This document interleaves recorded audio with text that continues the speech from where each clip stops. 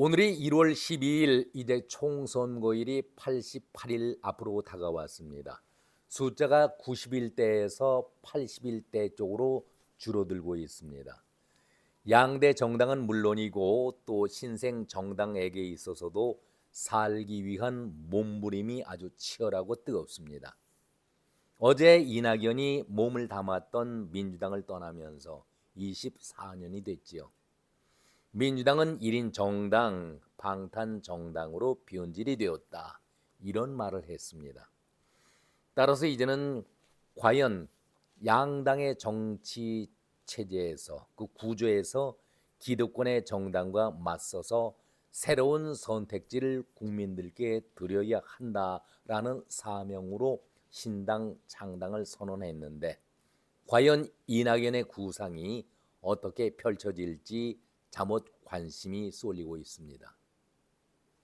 깜나라 조진국 시간입니다.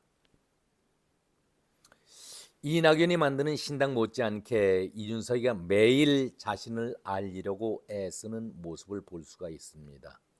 지금은 이준석은 부품 한설 속에 놓여 있습니다.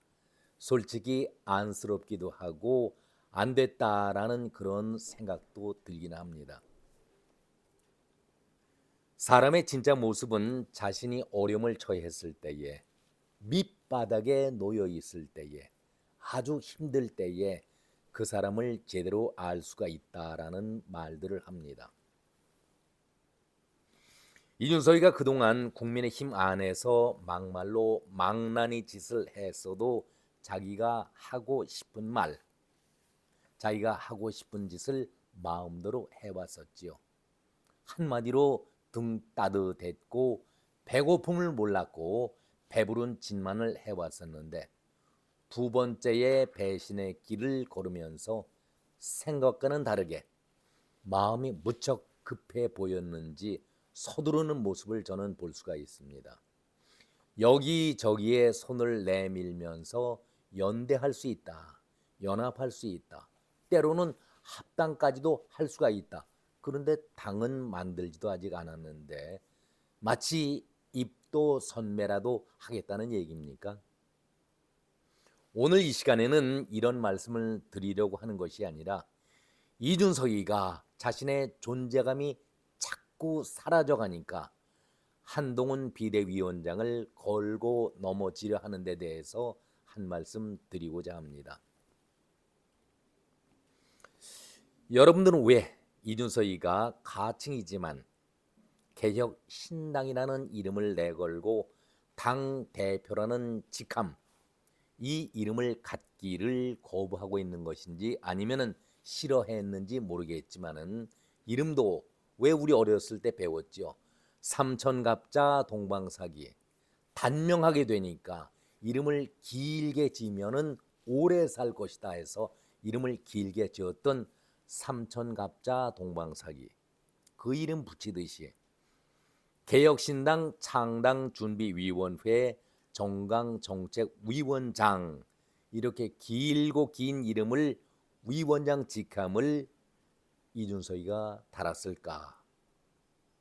여러분들은 여기에 대해서는 생각을 해보지 않으셨습니까? 자신이 만들려는 개혁신당이 지원자가 4만 명이 넘었다라고 호들갑을 떨면서 떠들고 있지만, 한마디로 속 빈 강정이지요. 인터넷으로 아무리 지원자가 많았다 하더라도 그것은 속 빈 강정, 허수일 뿐입니다. 여기에 대표라는 직함을 다뤄놓은들, 자기가 쫓겨나온 당, 탈당이 아닙니다. 제가 볼 때는 쫓겨나온 것입니다. 한동훈 위세에 눌려가지고 어쩔 수 없이 쫓겨나온 그런 이준석인데, 그 정당에서는 막강한 힘의 한동훈이 비대위원장으로서 동해번쩍 서해번쩍 그야말로 매일 정책을 쏟아내고 있기 때문에 정신이 없지요. 정책을 쏟아내고 있습니다. 자기도 그와 비슷한 직함을 갖고 싶은데 자가 발전을 하고 싶었던 것이죠. 정책을 내놓을 곳이 자기 정치 경력 12년이라고 얘기했지만은 무슨 정책을 내놓은 것이 있었습니까? 그 머리에서 무슨 정책이 나옵니까? 그래도 타이틀은 정강정책위원장, 위원장이라는 이름을 걸어놓고 나도 대등한 위원장이다. 말은 이렇게 하고 있지만은 속으로야 얼마나 자존심이 상하겠습니까? 거대한 정당, 막강한 정당의 비대위원장과 초락이 그지가 없는 정강정책위원장, 그래도 자신은 같은 수준으로 자기 만족을, 자기 위안을 삼으려고 생각하고 있지 않을까, 저는 그렇게 생각을 해봅니다. 그건 그렇고 이제는 뉴스의 중심이 온통 한동훈 바람뿐입니다. 이준석은 뉴스의 중심은커녕 변방 변두리에서 단신 정도로 아주 가볍게 한두 줄 정도로 내주고 있으니까 얼마나 속앓이를 하고 있겠습니까? 세월이 참 많이 바뀌었구나. 내 처지가 이렇게 몰락을 했나. 본인은 말은 그렇게 내뱉고 있지 않지만 속으로야 느끼고 있지 않겠습니까? 그러니 자연 한동훈을 끌어내야 하지요. 자꾸 흠집을 내야 기자들이 받아주는 것 아니겠습니까? 싸움 붙이는 걸 기자들은 좋아하니까. 한동훈에 대해서 말 꼬투리나 씹을 것을 구사하는 길밖에 자기가 자신의 존재를 알릴 길이 없다라는 것을 본인이 너무나도 잘 알고 있는 것이죠. 그동안 한동훈을 1년 반 거의 2년 가까이 상대하고 있지만은 단 한 번도 눈길을 주지 않았고 아예 무시하기보다도 더 무서운 것이, 더 무시하는 것이, 개 무시하는 것보다 더 무시하는 것이 무섭고 자존심 상하게 하는 것이 관심 자체를 갖지 않는 것 아니겠습니까? 한동훈은 눈길 하나 한 번도 이준석에 대해서 거론한 적이 없었습니다. 아무리 상대를 비난하고 깐죽거려도 약을 올리고 흠집을 내려 한다 하더라도 전혀 반응이 없고 관심조차 갖고 있지 않으니까 한마디로 미치는 것이죠. 속된 표현으로 말한다면은 미치고 팔짝 뛰는 그런 입장이 이준석 입장 아니겠습니까? 여러 깐죽거리는 말을 쏟아냈지만 제가 앞에서 이준석이가 지금 몹시 마음이 급하구나 이런 말씀을 드렸는데 어제 황당한 질문을 하는 자도 정말 황당하지만 이준석의 본성, 그가 지금까지 거짓으로 과대 포장 속에서 얼마나 위선으로 살아왔는지 자신의 본체를 그대로 드러내준 말을 했기에 옮겨보려 합니다. 거짓말의 결정판을 이준석 스스로가 내뱉고 자기 자신이 고백을 했다라고 저는 생각합니다. 그런데 분명한 것은 이준석이가 그 말을 해놓고 나서도 다음에 다가올 그 후유증을 전혀 생각하지 못하는 것 같습니다. 이것이 이준석의 머리의 한계라고 저는 생각합니다. 진행자가 이런 질문을 했습니다. 정말 코미디 같은 얘기죠. 탈당 전에 한동훈이 전화를 걸어서 함께 잘해보자라는 전화를 받았다면은 시나리오가 달라졌겠는가? 이런 질문에 대해서 오해 안 사려고 전화기를 아예 꺼놨다. 오해 안 사려고 전화기를 꺼놨다. 관심이 없다는 얘기겠죠. 한동훈 아니라 한동훈 할아버지라도 자기는 관심이 없다. 그런데 그동안은 한동훈에게 여러 추파를 보낸 것이 이준석 아니었습니까? 아무튼 여기에 대해서 다시 묻기를 한동훈 위원장이 직접 찾아왔다면은 이렇게 물어보니까 그래도 저는 거기에 대해서 기대가 별로 없었을 것이다. 이렇게 말을 했습니다. 아니 막말로 한동훈이가 정신이 나간 사람이 아니고서야 어떻게 이준석을 찾아갑니까? 1년만 넘게 눈 하나 한 번도 보여준 적이 없었고 아무 험담을 하더라도 쳐다보지도 않고 대응도 안 했던 한동훈이가 찾아온다고요? 그 질문하는 그 진행자도 정신이 나간 사람이고 여기에 답변하는 이준석 역시 똑같은 모자란 친구들의 질문과 답이었다, 저는 그런 생각을 합니다. 이것이 우리 언론의 방송 수준입니다. 다른 거 다 거두절미하고 아니 전화기를 갖고 장난질 잘했던 것이 이준석 아닙니까? 원희룡이가 처음에 후보자로 나섰다가 얼마나 곤혹을 치렀었습니까? 다 녹음했다가 그것을 그대로 방송에다 옮겨 터뜨렸던 것이 이준석 아닙니까? 그러니까 정치의 신이라든가 믿음이 전혀 없는 그런 이준석이지요. 아니 이런 자가 이 정도 머리를 굴리니까 한동훈이가 전화 올 거라고 예상을 해서 전화를 꺼놨다, 이렇게 말을 합니다. 아니 그런데 제가 묻고 싶었던 것이 왜 자기에게 전화가 올 거라고 생각을 했을까요? 전화가 올 것으로 예상했기 때문에 전화를 꺼놨다, 이런 얘기를 했는데 왜 한동훈이가 이준석에게 전화를 홀이라고 이준석은 생각을 했을까요? 뭔가 자기 자신을 붙들고 자기를 만류하기를 바라는 마음을, 속내를 자기는 스스로 갖고 있었다는 것을 고백하는 것 아니겠습니까? 얼마나 추한 그런 행동입니까? 얼마나 이중적인 그런 행동, 그 마음을 갖고 있다는 얘기를 스스럼 없이 자기가 고백을 한 겁니다. 정말 창피하지요. 한동훈은 아예 애초부터 이준석의 마음을, 이준석이라는 인간이 어떤 인간인지를 정확하게 판단을 한 것입니다. 절대 상종하면 안 될 인간이다, 벌써 알고 있었기 때문에 아무리 구애를 하고 한동훈을 또 씹는다 하더라도 눈 하나 깜빡거리지 않고 일체의 관심을 갖고 있지 않았었는데 전화가 올 것을 대비해서 미리 꺼놨다. 이거 시대의 코미디 감 아니겠습니까?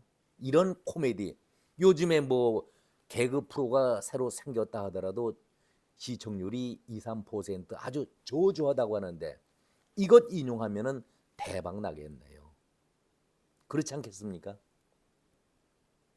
저는 이 대목에 대해서 그야말로 박장대소 웃을 수밖에 없었습니다. 정말 많이 웃었습니다. 아니 머리가 비어도 이 정도 돌머리일까, 그런 생각을 가져봤습니다. 차츰 자기는 뛰어난 머리라고 얘기하고 있는데 아니죠. 머리가 비어도 이 정도 빌 수가 없습니다. 전화기를 꺼놓아도 누가 전화를 걸었는지 누가 전화를 했는지 다 기록되지 않습니까? 아니 이준석이 전화만 꺼놓으면은 부재 중에 다른 사람이 전화한 것, 그것이 기록이 안 됩니까? 자기가 받지 않는다라고 해서 꺼놨다 하더라도 준석이가 자기가 필요해서 전화기를 켜보면은 한동훈한테서 전화가 왔다는 것이 거의 기록이 돼 있죠. 만약에 전화를 걸었다고 한다면. 그러면은 제가 이렇게 물어보겠습니다. 이준석 씨, 당신의 휴대폰에 한동훈의 전화가 왔었다는 것이 기록되어 있습니까? 이것은 속일 수 없는 현실 아니겠습니까? 이준석이가 매번 이런 식의 거짓말 꼼수로 그때만을 벗어나고 있습니다.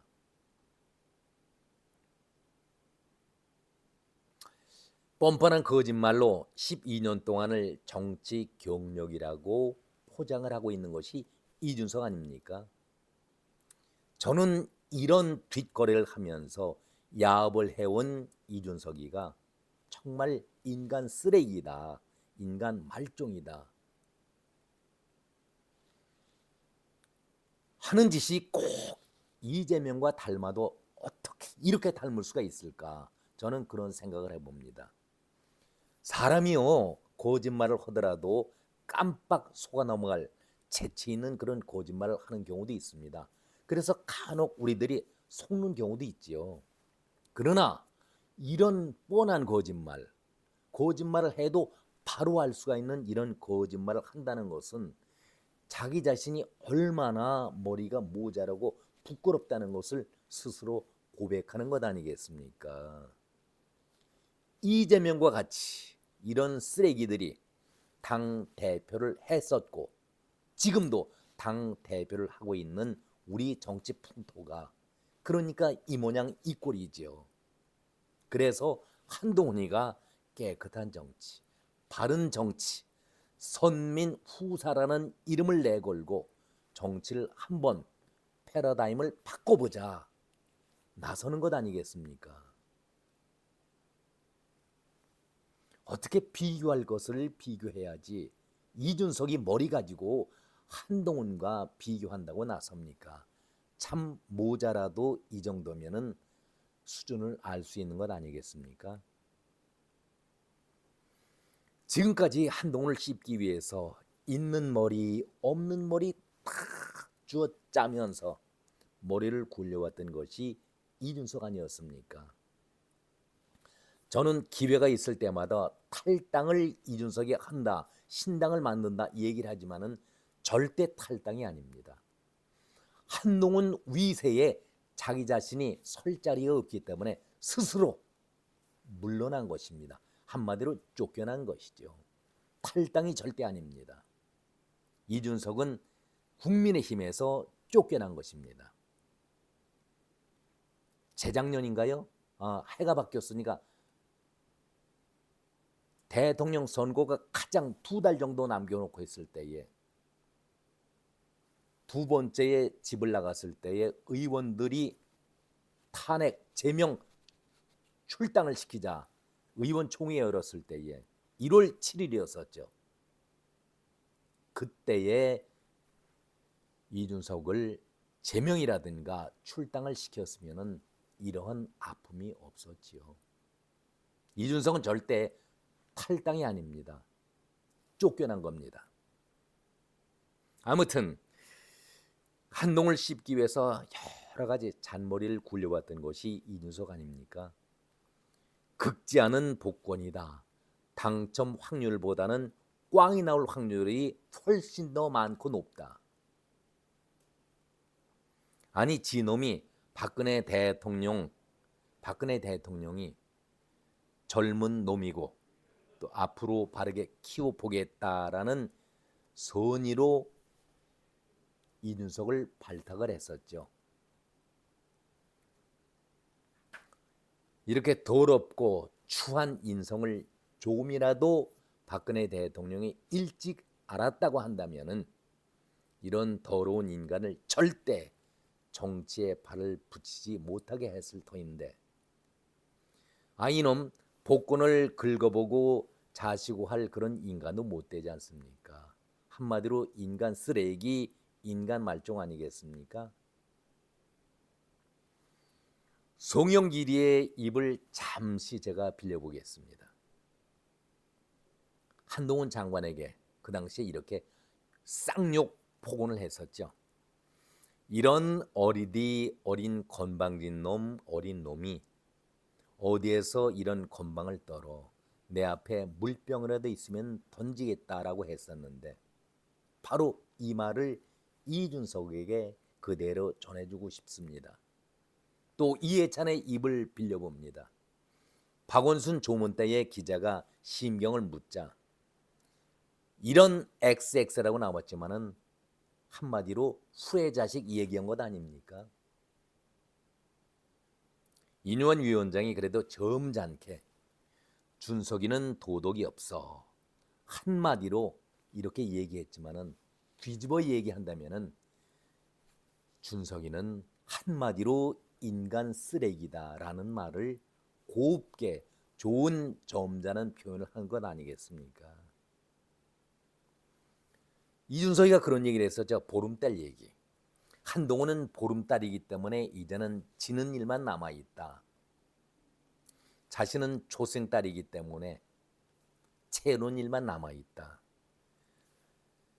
얘야, 춘석아, 너는 솔직히 초승달, 보름달 말할 자격 수준도 아니지만 유승민의 간교에 속아서 너를 믿었던 내가 바보지.